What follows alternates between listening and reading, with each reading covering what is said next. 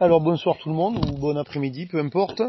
Donc on va être dans la continuité de ce qu'on a fait précédemment. On est en Genèse 17. La dernière fois on avait déjà parlé.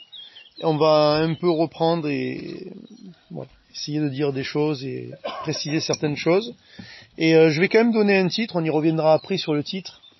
C'est quand même pas mal de donner un titre, ça aide à savoir un peu de quoi on veut parler.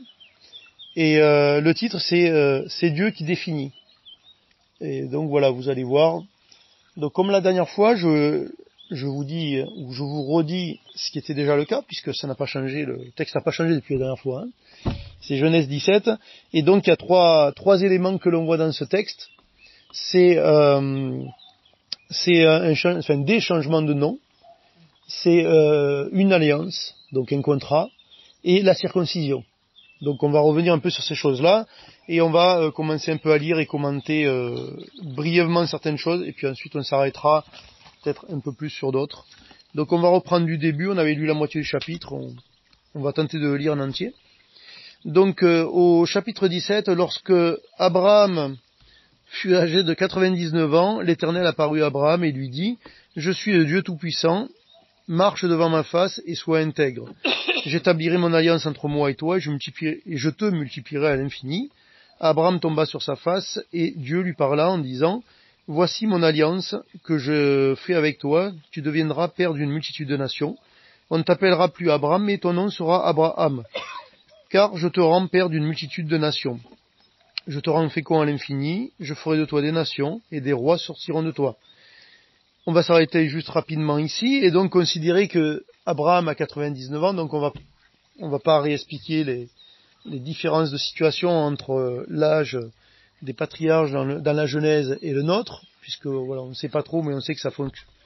Voilà, 99 ans, on va pas être comme Abraham, puisque lui, il meurt à 175, et il fait encore 6 enfants après, à peu près, je crois. Donc pour quelqu'un qui était presque mort, il semblerait qu'il a retrouvé un peu des batteries. Mais ça, c'est pas notre problème, et ça ne nous concerne pas vraiment, en fait. Par contre, ce qui nous concerne, c'est que entre le chapitre 16 et le chapitre 17, il y a 13 ans d'écart, durant lesquels on peut dire que a priori Dieu n'a pas parlé à Abraham, et on pourrait dire que à l'aune de ce qui est dit, ce que Dieu dit à Abraham ici dans ce début de chapitre, il semblerait que ça n'a pas dû être extrêmement fameux d'un point de vue spirituel. Pourquoi ? Parce que l'Éternel donc apparu à Abraham et lui dit « Je suis le Dieu Tout-Puissant ». Donc j'avais dit la dernière fois, on va pas forcément rajouter plus, mais on va juste le redire rapidement, que Tout-Puissant, donc c'est El Shaddai, c'est la première fois où il est nommé de cette manière-là, et en fait le mot en lui-même, il peut parler aussi, et surtout peut-être du fait qu'il est tout suffisant. Et du coup c'est peut-être plus précis pour nos vies, et peut-être plus présent. C'est-à-dire que Dieu Tout-Puissant, je dirais presque même des athées, ils croient que Dieu est Tout-Puissant. Enfin, ils y croient pas dans leur quotidien, mais ils disent, s'il y a un Dieu, oui, évidemment, il est au-dessus de tout ça, il est plus grand que la nature, il est plus grand que le monde, donc il est tout puissant, d'accord. Mais est-ce qu'il est tout suffisant dans ta vie ? Pas du tout, parce que de toute façon, j'y crois même pas. Et pour certaines autres religions, c'est approximativement la même chose, mais ça peut être un peu pareil dans notre vie, et ça, par contre, c'est plus problématique. Donc ça, c'était une petite parenthèse. Mais ici, il a 99 ans, il lui dit, je suis le Dieu Tout-Puissant, marche devant ma face et sois intègre. Sous-entendu, peut-être que c'est pas exactement ce que tu as fait depuis quelque temps, on va dire. Et vu que la dernière fois qu'on a vu Abraham, donc au chapitre précédent, c'était pas un franc succès, on va dire, la situation pour Abraham. Donc, on va dire la naissance d'Ismaël, donc la digression avec Agar, sa femme Sarai qui traite pas vraiment avec un débordement de mansuétude de son esclave. On va dire que les héros de la foi, ils sont un peu maltraités dans le chapitre précédent. Et du coup, il n'y a rien entre ça et 13 ans plus tard. Donc tu te dis, pendant 13 ans, ça n'a pas dû être génial, l'histoire quand même. Parce qu'il n'y a rien de bon qui nous est dit entre-temps. Et puis surtout, ce qui se passe surtout, c'est que on voit dans ce livre de la Genèse, dans ce début, dans l'histoire d'Abraham, que Dieu apparaît d'une manière ou d'une autre à Abraham à plusieurs reprises. Et là, ça veut dire que pendant 13 ans, ça a été le silence. Alors, évidemment, le silence ne veut pas forcément dire qu'il n'y a rien, mais en tout cas, il n'y a pas une manifestation particulière de Dieu. Autre chose qui est aussi intéressante, mais ça, on pourrait le redire à chaque chapitre, presque avec Abraham, et même avec d'autres personnes dans la Bible d'ailleurs, c'est qu'on ne sait pas exactement comment Dieu se manifeste. Et le peu de précision qu'on a, on s'aperçoit qu'en tout cas, il se manifeste de manière différente de l'une à l'autre. Là, par exemple, plus loin, vers la fin du chapitre, au verset 22, il est dit, lorsqu'il eut achevé de lui parler, Dieu s'éleva au-dessus d'Abraham. Qu'est-ce que ça veut dire? Quelle était la forme de Dieu alors? C'était quoi? C'était un homme? C'était un oiseau? C'était quoi? C'était une fumée? Il parlait dans une fumée? C'était, je ne sais rien, un écran de télévision était derrière, il parlait, je ne sais rien. Il se leva au-dessus d'Abraham. Chapitre suivant, vous avez 3 hommes qui arrivent auprès d'Abraham aux chênes de Mamré. Mais c'est drôle la manière dont les choses sont dites. Je vous le lis juste, on va pas s'attarder là-dessus. L'Éternel lui apparut parmi les chênes de Mamré, comme il était assis à l'entrée de sa tente pendant la chaleur du jour. Il leva les yeux et regarda, et voici 3 hommes étaient debout près de lui. Quand il les vit, il courut au-devant d'eux. S'ils sont devant toi, t'as pas besoin de courir. Je sais pas exactement à quoi ça ressemblait. Mais là, par contre, Dieu est personnifié dans 3 personnages. Alors après, on en discutera peut-être pas aujourd'hui en tout cas. Mais du coup, ces 3 personnages, c'est quoi? C'est 2 hommes et Dieu. C'est quoi? C'est Jésus dans un, c'est 2 anges. Enfin, voilà, on discutera une autre fois de ça. Mais ce qui est intéressant, c'est que Dieu se présente à Abraham, donc à la même personne, en tout cas d'une manière variée. Et nous, peut-être dans notre vie, c'est pareil. Et je dis ça pourquoi? Parce que notre caractère religieux fait que nous, on essaye de figer les choses parce que nous avons besoin d'être rassurés. Donc si Dieu s'est présenté d'une certaine manière, ça doit toujours être comme ça. Le modèle doit se reproduire. Et du coup, peut-être que le coup d'après, je vais pas le reconnaître parce que c'est pas le même modèle. Par exemple. Donc j'ai besoin d'apprendre à voir que Dieu peut-être se révèle de manière différente dans ma vie. Et dans la vie de chacun d'ailleurs. Et par contre, j'ai besoin peut-être de discerner qu'il se révèle. Ça, c'est peut-être le point le plus important en fin de compte. Et donc voilà, c'est une chose. Donc en tout cas, on peut penser assez facilement que là, Abraham, il arrive 99 ans. Lui, il pense qu'il est à la fin de sa vie. Manifestement, c'est pas le cas. Il en est un peu plus de la moitié. Il pense qu'il est un peu foutu pour tout. C'est pas tout à fait vrai. La suite va nous le montrer, enfin elle va lui montrer déjà à lui, mais en tout cas, apparemment, il sort d'une période qui est peut-être pas glorieuse pour lui. Mais néanmoins, Dieu vient vers lui, se manifeste et a des choses à lui dire, et vient rajouter encore des précisions à ce qu'il lui a dit précédemment, et plus que ça, Dieu amène Abraham dans la dernière ligne droite en fait. Il lui a dit, ok, pars de Ur en Chaldée, tu vas avoir une postérité, tu vas avoir un enfant. Là, deuxième partie du chapitre, il va lui expliquer qu'il va l'avoir avec sa femme et pas avec quiconque, puisque déjà 13 ans avant, il l'avait avec quiconque. Donc Dieu apporte plus de précision, et puis il lui donne même, là maintenant, il lui donne la date. L'an prochain. L'an prochain. Ça le rend pas plus crédule, hein. Il est autant dubitatif, on va dire, avec plus de précision qu'avec moins. Et nous, c'est un peu pareil. Nous disons, attends, Dieu, il a qu'à mettre les cartes sur la table, et c'est bon, je crois. Oui, tiens, tu vas voir, il va les mettre, les cartes sur la table, et tu verras que le problème, c'est pas les cartes, c'est toi. Pas les cartes. Le problème, c'est toi, et le rendez-vous que tu as avec Dieu. Et en fait, notre vie, c'est ça, c'est nous avons rendez-vous avec Dieu. Nous avons rendez-vous avec Dieu. Donc on va continuer un tout petit peu. Donc verset 2, il dit j'établirai mon alliance entre moi et toi, je te multiplierai à l'infini. Abraham tomba sur sa face et Dieu lui parla en disant voici mon alliance que je fais avec toi, tu deviendras père d'une multitude de nations, on ne t'appellera plus Abraham. Donc il change son nom, comme il va changer le nom de sa femme. Alors je vais pas revenir dessus, ok, le H en hébreu qui est rajouté ou enlevé, c'est l'esprit. Donc, mais en fait, l'important pour moi, c'est pas tant le qu'est-ce que veut dire le nom une fois qu'il est changé, c'est le fait que Dieu le change. C'est ça qui m'intéresse. Et je pense que dans notre vie, c'est la même chose. C'est pas tant qu'est-ce que veut dire le nom, même si bien sûr qu'à un moment donné, ça devient important. C'est plutôt le fait que Dieu change le nom. Et vous savez, pour rentrer un peu plus sur mon titre, d'une manière ou d'une autre, ce monde nous donne un nom. Alors vous avez un nom sur votre carte d'identité. Des fois, il y en a qui essayent de s'en donner un autre, qui essayent de jouer avec un autre. Mais en tout cas, de toute façon, je dirais spirituellement et dans le caractère que nous avons, ce monde nous donne un nom. Les gens ont un regard sur vous, votre famille a un regard sur vous, vos amis d'un tel cercle ont un regard sur nous, et ce regard-là, c'est un nom. La société a un regard sur nous. Donc il y a certaines sociétés, votre nom c'est un numéro. Dans d'autres sociétés, non, c'est pas un numéro. C'est déjà, les gens sont plus individualisés. Mais c'est pas forcément ce que Dieu dit, en tout cas, etc.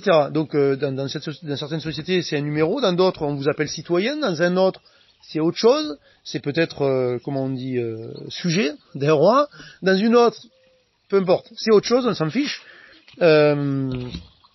Mais de toute façon, on va dire le monde dans lequel nous vivons nous impose d'une certaine manière un nom qui peut avoir une forme de justesse, qui est peut-être pas complètement juste, mais en tout cas, le cas échéant, ça sera pas le nom que Dieu nous donne.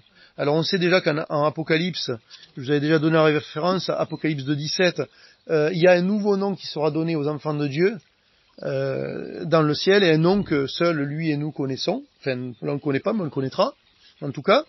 Et on sait que le nom, il parle du caractère de la personne. Et Dieu a un nom, ou Dieu a des noms, peu importe. Mais en tout cas, il a un caractère. Et Dieu nous appelle d'un autre nom. Et cet autre nom, ça parle du caractère que lui, il dit que nous avons, parce que c'est lui qui l'a fait. Et c'est lui qui le façonne au quotidien, en fait. Hein, et c'est drôle, parce qu'en fait, un nom, normalement, on vous le donne, vous le prenez pas. Vous l'avez parce que voilà, vos parents s'appellent un tel, vous appelez pareil. Vous avez tel prénom parce que là, c'est pareil, en général c'est vos parents qui l'ont donné, mais là ils ont fait un autre choix. C'est pas juste de fait, c'est un autre choix, etc. Vous avez un nom qui a une assonance ou une autre selon dans quel pays vous êtes. Donc là c'est le pays qui influe un peu dans votre nom quelque part, etc., etc. Et donc on a le monde qui nous donne un nom et qui parle de nous. Et donc on va continuer un petit peu. Donc il tombe, il traite, donc Dieu traite une alliance c'est un contrat. On va pas chercher midi à 14 heures. On a vu déjà dans les chapitres précédents que quand Dieu a scellé l'alliance avec Abraham, Abraham dormait, donc l'alliance elle ne va que dans un sens. Donc Dieu est le seul garant de cette alliance, hein, de multitude, de peuple, de descendance, et d'être le peuple de Dieu, et même que le monde entier sera sauvé par un descendant d'Abraham, qui est Christ en l'occurrence. Donc on a cela, donc le contrat, donc du coup le nom, il vous est donné, c'est pas vous qui le choisissez. L'alliance, là, alors une alliance, normalement il y a deux contractants, mais là il se trouve que spirituellement, il y en a qu'un seul, c'est Dieu. Donc là encore une fois, notre partie prise, elle est légère, voire parfois néante. En tout cas, notre partie, elle est plutôt, on va dire, elle n'est pas de signer en bas du contrat, mais elle est de recevoir l'autre partie, en fait. Donc le nom, je le reçois pas. Il y a des gens, ils aiment pas leur nom, ils vont passer leur vie à vouloir qu'on les appelle autrement. Sauf que sur leur carte d'identité, c'est marqué comme ça, sauf que dans un certain nombre de situations, on peut pas vous appeler autrement que le nom que vous avez d'officiel, parce qu'on fonctionne comme ça, point. Mais vous voulez pas, voilà, mon prénom il me plaît pas, mon nom de famille il est nul. Alors, bon, après, il y a des situations où après on vous permet de changer le nom, mais je veux dire, si vous avez un nom qui n'a pas une particularité désavantageuse de manière objective, vous pouvez pas changer votre nom. Vous avez le nom que vous avez, c'est le nom qu'on vous a donné, vous y pouvez rien, c'est comme ça. Et d'un point de vue de caractère, etc., je dirais qu'on a aussi notre nom, qui viennent de ce monde et qui est là et on n'y peut rien, c'est les gènes. Je suis d'une certaine famille, j'ai des gènes, mes gènes induisent en bonne partie qui je suis, comment je me comporte. Après, il y a aussi il y a l'inné, ça c'est l'inné, et puis vous avez l'acquis. L'acquis, ça va être votre éducation, mais votre éducation, c'est pas vous qui vous la faites. En tout cas, pas au début. Peut-être qu'après, vous faites des choix qui font que vous, ok, mais de toute façon, même les choix que vous allez faire, ils sont induits dans l'environnement dans lequel vous êtes, en fait. Donc de toute façon, c'est jamais ah oui, moi je me suis fait moi-même. C'est comme les self-made man, les autodidactes, ils se sont fait eux-mêmes. C'est une expression. Oui, ils se sont fait eux-mêmes dans le sens que oui, ils sont pas forcément allés dans une école stricto sensus pour apprendre les choses qu'ils ont acquises et qu'ils mettent en valeur afin de gagner leur vie et de développer des compétences. Mais de toute façon, ils sont allés chercher les éléments ailleurs. Ils se sont pas fait, ils ont pas pris une truelle et un peu de ciment. Ils se sont pas fait comme ça. Ils ont fait avec ce qu'on leur a donné. De toute façon. Et tous d'une manière ou d'une autre, que ce soit par le biais de notre éducation, par le biais de notre génétique, par le biais de notre famille, par le biais de la civilisation dans laquelle nous vivons. Vous savez, nous sommes en grande partie ce que nous sommes, parce que nous sommes nés au XXe siècle, parce que là personne n'est né le siècle d'avant, personne n'est né au XXe siècle, là, non. Vous rigolez, il y en a pas. Pas ce soir. On est tous du XXe siècle. On est né au XXe siècle à un certain endroit, et voilà. Et on est en partie le résultat de ça aussi. Et cette partie-là, elle est aussi le résultat de plein de gens à travers les générations, les unes derrière les autres, et vous y pouvez rien. C'est pour ça, des fois, où est-ce que je le dis ça? Des fois, on va dire dans les siècles passés, on va juger les gens parce qu'ils ont été esclavagistes, ou je sais pas quoi, ou racistes, ou machin, ou tout. Mais vous êtes né 20e siècle dans un endroit avec en face de vous du communisme, du machin, du ci, avec des idéologies qui n'étaient pas là à l'époque, avec... voilà. Et vous seriez né 2 siècles avant dans un autre environnement, vous auriez peut-être été un gentil raciste. Voilà, mais vous auriez été gentil, mais vous étiez raciste comme les autres, c'est tout. Vous auriez été esclavagiste. Parce que vous étiez de ce côté-ci de la barrière et pas de l'autre, et que c'était cette époque-là, et voilà. Par contre, vous pouviez être un gentil esclavagiste. Parce qu'il y avait des bons maîtres et des mauvais maîtres. Ça, vous pouviez. Mais vous auriez été comme les autres, parce que c'était, voilà. À l'époque de Jésus-Christ, ou même d'Abraham, il y avait des esclaves. Ça voulait dire quoi, être un esclave? Ça voulait dire être un employé dans une entreprise, en fait. Ben nous, aujourd'hui, on fonctionne autrement, on a un autre statut, et on appelle les choses autrement. Mais en fait, c'est une question de société, de culture, de droits qui sont donnés, qui sont pas donnés, et qui changent. Et tout ça, c'est le nom. Et j'ai dit, c'est Dieu qui définit les choses. Et Dieu, ici, c'est Dieu qui définit un nouveau nom. Et encore une fois, le nom qu'il donne à Abraham à Abraham, et de Sarai à Sarah, presque je m'en fiche. Ça change pas grand-chose dans l'histoire. Ce qui change tout, c'est le fait que Dieu change le nom. Dieu change le nom, il atteste qu'il va faire quelque chose, en fait. Et nous, dans notre vie, est-ce que je réalise que j'ai changé de nom? Parce qu'en fait, le nom que ce monde m'a donné, j'en suis conscient, normalement. Ou alors je passe mon temps à le renier. Mais c'est pareil, tu renies quelque chose dont tu es conscient, en fin de compte. Je veux dire, si t'es pas content de ton nom, t'es content, donc t'es conscient que ton nom ne te plaît pas. Il n'est pas absent de ta réflexion. Et pareil d'un point de vue spirituel, d'un point de vue de l'individu, quoi, de la personnalité. Donc l'important c'est ça, c'est que Dieu nous a donné un nouveau nom, et nous on a besoin de découvrir quel est ce nouveau nom. Ce nouveau nom d'enfant de Dieu, auquel est attachée une espérance, une alliance, des promesses et un avenir. Et c'est là où des fois on marche sur nos chaussures, c'est que ce nouveau nom, on peut commencer à le vivre ici. Alors d'accord, je sais, on pêche, je sais, on n'est pas parfait, je sais, on va pas être au bout de la course ici, ok, je sais, il n'y a pas de problème, d'accord. Mais si je passe mon temps dans ma vie chrétienne à être focalisé là-dessus et à me donner des excuses avec « ouais, non mais on est tous pécheurs, ouais mais on sera parfait qu'au paradis, ouais mais ça, oui, comment il est dit, l'esprit est bien disposé mais la chair est faible, et finalement c'est mon leitmotiv toute ma vie, mais oui, mais je vais vivre une vie chrétienne de patachon. Et j'aurai des excuses, et en plus elles seront théologiques, mes excuses. Et ouais, mais il n'y a pas que ça dans la Bible. Il y a aussi que tu as un nouveau nom, il y a aussi que tu as reçu le Saint-Esprit, il y a aussi que tu es un enfant de Dieu, il y a aussi que Dieu il peut agir dans ta vie, il y a aussi que Dieu il veut faire des choses dans ta vie, il y a aussi que Dieu il veut que tu collabores avec lui, et que c'est pas non, aujourd'hui de toute façon c'est nul, on attend la fin. Non, c'est pas juste c'est nul, on attend la fin. Non, on n'est pas de ce monde, donc effectivement c'est pas bien ficelé le programme là ici, d'accord, il est pas bien ficelé, d'accord, mais c'est très bien si on n'est pas bien dans ce monde. Ça veut dire quelque part il y a quelque chose de spirituel en nous. Eh ben nourrissons ça. Nourrissons notre insatisfaction de ce monde. Et les chrétiens ils sont là, ouais mais bon, le ciel est toujours gris et tout, machin. Mais oui, mais t'es pas au paradis, mais c'est normal. Et si au moins si au moins tu réalises que t'es pas au paradis, c'est que tu penses qu'un jour tu vas y être au paradis. Donc c'est une bonne nouvelle. Eh ben, nourris-toi de ça. Et tu vas voir que le ciel, il est bleu, même s'il est gris. Évidemment. Parce que, enfin voilà, qu'est-ce qu'on confesse, en fait? Est-ce que je confesse mon nouveau nom ou quoi? Est-ce que cette alliance, je crois que, ah oui, allez, ouais, c'est... L'alliance, oui. Oui, Dieu, il a fait alliance à nous. Oui, il est passé entre les animaux, là, oui, elle est unilatérale, l'alliance. Il n'y a que Dieu qui est passé entre les animaux. Mais moi, ça veut rien dire. Je m'en fiche, je suis ici, ça sera que pour après. Mais non, c'est pas pour après. Non, c'est pas que pour après. Il y a quelque chose à vivre ici et on a besoin de se concentrer et de... Vous savez, dans le Nouveau Testament, il est dit de faire des efforts. Je dis, attends, ça c'est pas gracieux. C'est la grâce ou c'est la loi, hein? Vous commencez pas à me chercher des noises, là, hein? Non. Moi, ils m'ont dit, pendant 40 ans, c'est la grâce, vous me sortez pas, là, les trucs, hein, vos théologies modifiées, ça va, hein? Non, c'est pas ça. Vous le lisez pas, vous, l'impératif dans le Nouveau Testament? Vous le lisez pas, le verbe faire? Vous le lisez pas, non? Moi, je le lis. Mais ça n'enlève pas la grâce, mais je le lis. Donc ça veut dire qu'il y a quelque chose à faire avec Dieu. Apparemment.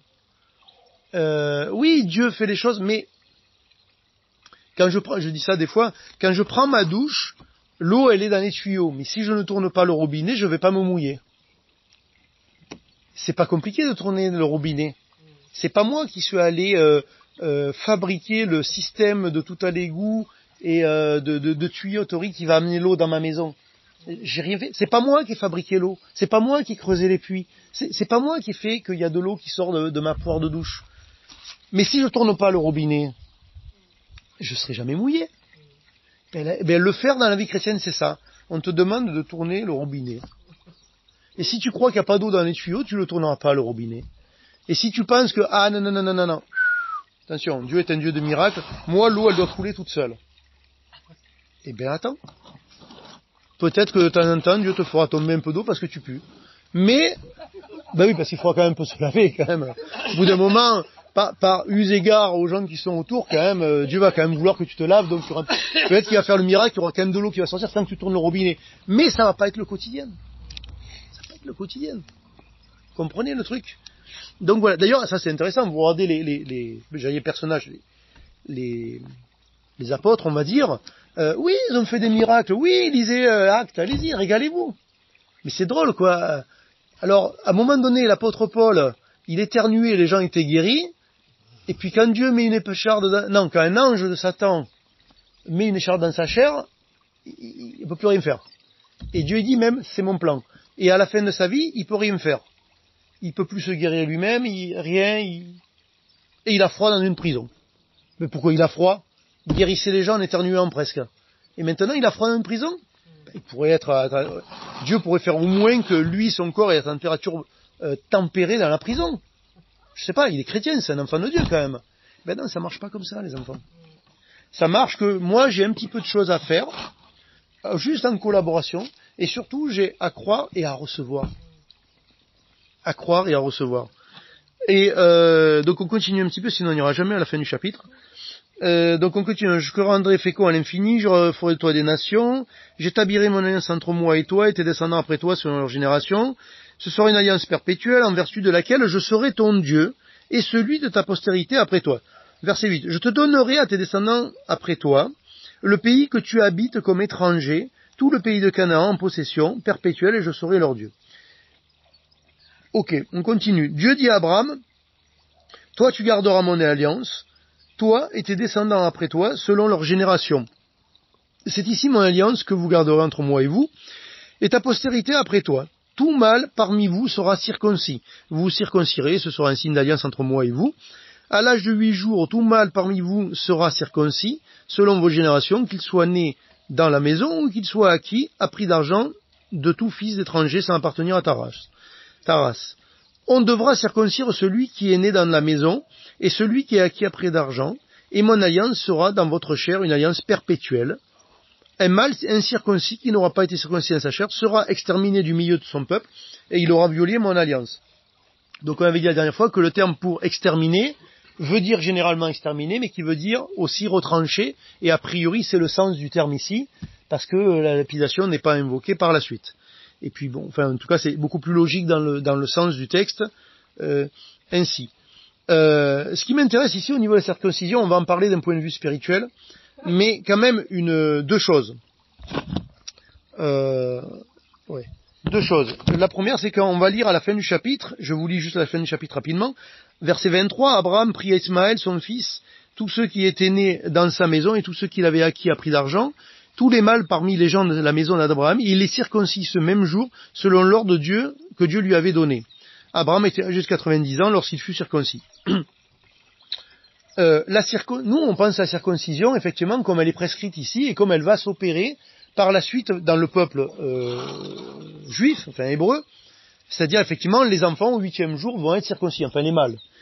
Ils vont être circoncis. Mais en fait, ce qui est intéressant, c'est comment est-ce que ça se pratique la première fois ici. Ils sont tous adultes. Le gars, il a 99 balais. Ce qui veut dire quoi? Ce qui veut dire que la circoncision, c'est quelque chose que quelqu'un d'autre a fait sur toi, mais que tu as accepté qu'il te fasse. Et spirituellement, c'est Dieu qui circoncis, mais c'est toi qui dois accepter. Vous voyez? Parce que la circoncision, ça veut dire quoi? Ça veut simplement dire retrancher. Et c'est retrancher la chair. Et dans le Nouveau Testament, c'est parce que là, c'est physiquement la chair qui est retranchée. Mais dans le Nouveau Testament, on va voir que c'est pas la carne qui est retranchée, c'est spirituellement, c'est-à-dire la vieille nature pécheresse, en fait, qui est incisée, si vous voulez. Mais avant d'arriver là, ce qui est très intéressant, c'est que c'est le premier endroit où on va parler de la circoncision dans la Bible, dans la Genèse, dans l'histoire d'Abraham.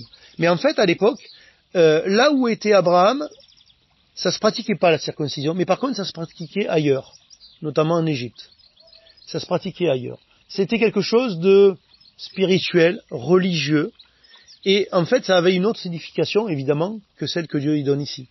C'était une espèce de rite initiatique, une espèce de quelque chose qui devait apporter la fécondité.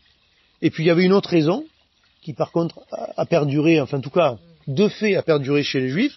C'était une question d'hygiène qui apparemment faisait que ça limitait les transmissions de maladies entre l'homme et la femme, évidemment. Et dans un temps plus récent, apparemment, des statistiques auraient montré que les cancers du côlon chez les femmes juives étaient beaucoup moins fréquentes que chez les autres. Ben oui, parce que leurs maris sont circoncis. Voilà. Donc apparemment, d'un point de vue hygiène, mais ça personne ne peut le savoir. On le voit avec l'usage plus tard, mais Dieu le dit. Voilà. Mais en tout cas, ce qui est important, c'est de dire que la circoncision, elle est pas sortie du chapeau comme ça. Elle existait déjà. Abraham n'était pas circoncis, parce que dans sa région, c'était pas le cas. Mais à d'autres endroits, un peu plus loin, ça existait, avec d'autres significations. Et ici, Dieu donne la circoncision, mais il redéfinit. Il définit. Et c'est Dieu qui définit notre nom. Et c'est Dieu qui définit l'alliance. Et c'est Dieu qui définit la circoncision. Et nous, spirituellement, on a une idée de ce qu'est la circoncision. Parce que, en fait, la circoncision, spirituellement, ça parle de purification, tout simplement. Donc, après symbolisé par le fait de l'incision qui retranche la chair, et la chair d'un point de vue spirituel dans le Nouveau Testament, effectivement, c'est notre vieille nature attachée au péché, qui reste là dans notre vie, et on la voit, et du coup, bon ben voilà, ça nous cause un peu un problème. Je vais vous lire quand même un petit verset dans le Nouveau Testament. Après, le mot circoncision, quand il est utilisé, notamment dans le Nouveau Testament, ou même des fois dans l'Ancien, il est des fois utilisé avec des contextes un peu différents. Des fois, les circoncis, ben, ça parle ça parle des juifs, c'est tout. Les incirconcis, c'est que ceux qui sont pas juifs, voilà. Mais après, vous allez voir, en Philippiens 3.3, il est dit quelque chose qui est intéressant et qui donne quelque part, je trouve, une bonne, je trouve, de toute façon, j'ai pas grand chose d'autre à trouver, vous me direz, mais qui donne une définition un peu de la circoncision spirituellement pour nous. Voilà. Alors, voilà, oui, c'est ça, entre les deux, on est là. 3.3, alors il est dit, je vais vous lire un petit peu plus large, comme ça sera rigolo. Donc, Philippiens 3.2. Prenez garde aux chiens, prenez garde aux mauvais ouvriers, prenez garde aux faux circoncis. Alors là, les chiens, vous inquiétez pas, c'est pas les animaux, hein. C'est les gens qui sont appelés des chiens, en fait. Les non-croyants. Donc prenez garde aux chiens, prenez garde aux mauvais ouvriers, prenez garde aux faux circoncis, donc les non-croyants, car les circoncis, c'est nous,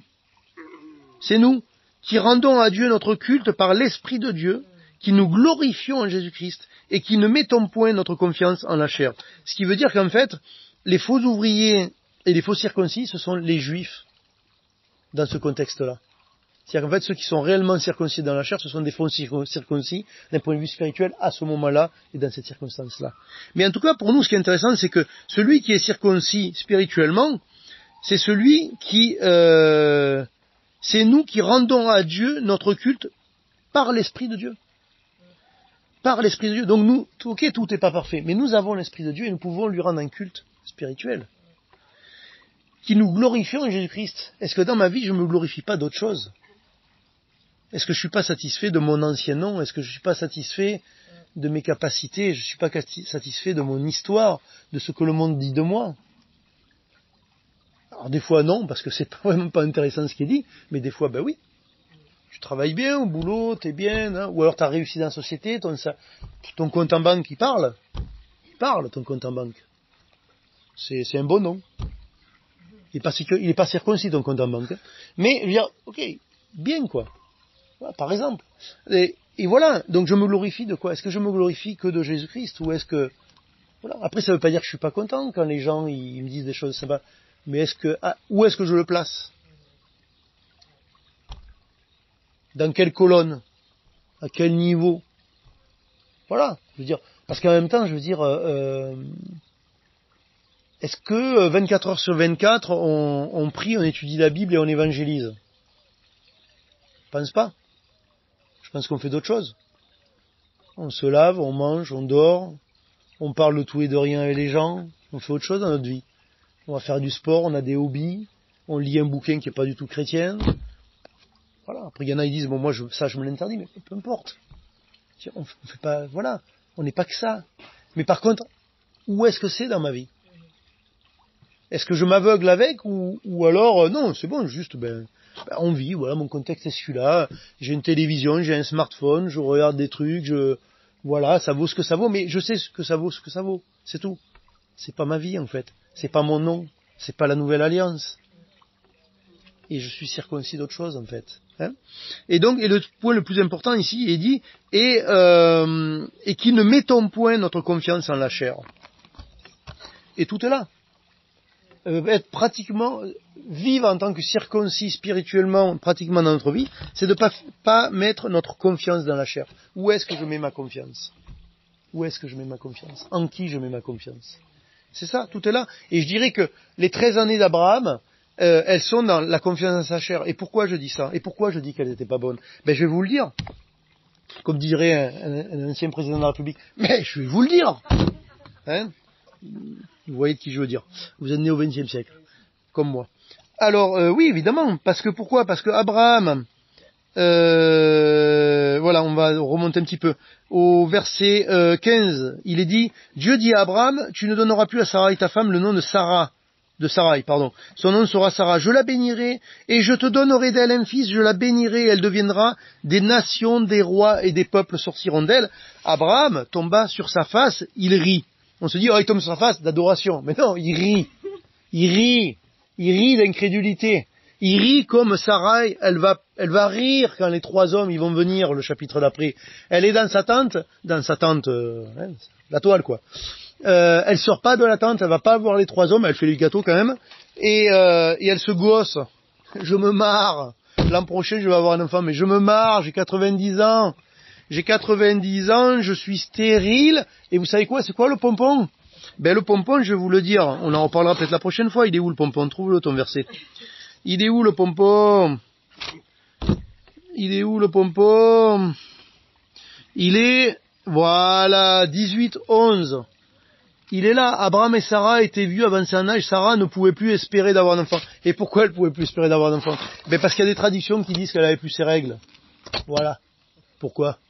Donc ça veut dire, j'ai jamais eu d'enfant, je suis vieille, a priori je pense que je suis stérile, en tout cas, c'est la conclusion que je tire de ma vie. La conclusion de ma vie jusqu'à 80 ans, c'est que je suis stérile. Dieu a pas voulu que j'ai d'enfant. Voilà. Et maintenant, je sais que techniquement, la machine, de toute façon, elle ne fonctionne plus. Donc c'est-à-dire qu'à un moment donné, je peux me dire, mais je suis stérile, et Dieu, il peut me rendre à nouveau active, il peut réamorcer la pompe, il il peut réparer la mécanique, mais à un moment donné, elle marche plus, la mécanique. En fait, réellement, ça change rien. À un moment donné, tu pouvais pas avoir d'enfant, à un autre moment, tu peux pas avoir d'enfant, après, mais quelles que soient les raisons, tu peux pas avoir d'enfant. De toute façon, soit Dieu, soit rien. Mais en réalité, nous, on vit dans ce monde. Et si je m'aperçois que je peux pas, mais quand j'ai en plus un élément objectif qui vient se rajouter, c'est plus compliqué. Et quand il y en a un autre, c'est encore plus compliqué. Et au bout d'un moment, eh ben, c'est impossible, le truc. C'est plus que c'est compliqué, c'est que c'est impossible, le truc. Déjà, je pensais que c'était impossible il y a X années. Mais là, maintenant, mais c'est plus de l'impossible, c'est plus un miracle qu'il faut, là. Il faut refaire le monde. Vous comprenez? Et donc, pourquoi je vous dis ça?